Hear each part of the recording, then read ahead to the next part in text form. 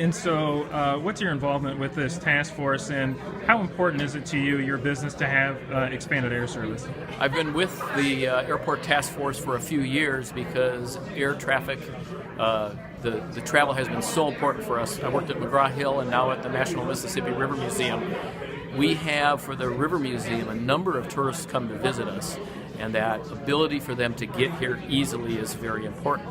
For the business community, it's also critically important when you have visitors come to your business, you have employees who travel, that chance of them to get to where they need to go to meet with key customers, clients, etc., is critically important for every single business.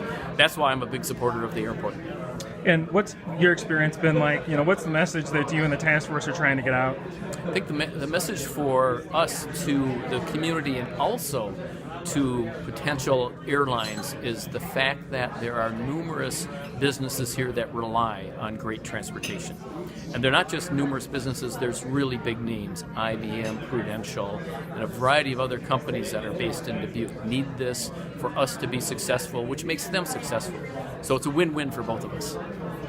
I'd say for the most part what we're trying to do is to ensure that the business community and the community at large understands where the airport is positioned and how we're trying to achieve the goal of expanding our air service and asking for their assistance as we go forward. Air service is a priority of our business community. Our members consistently and repeatedly tell us that this is important, an economic imperative.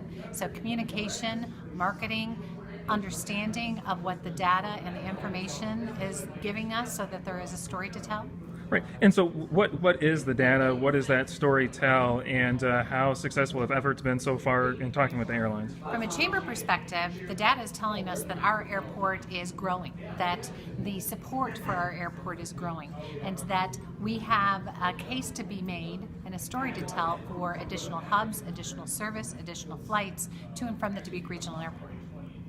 And I think all those numbers truly justify expanded service to the west and to the south.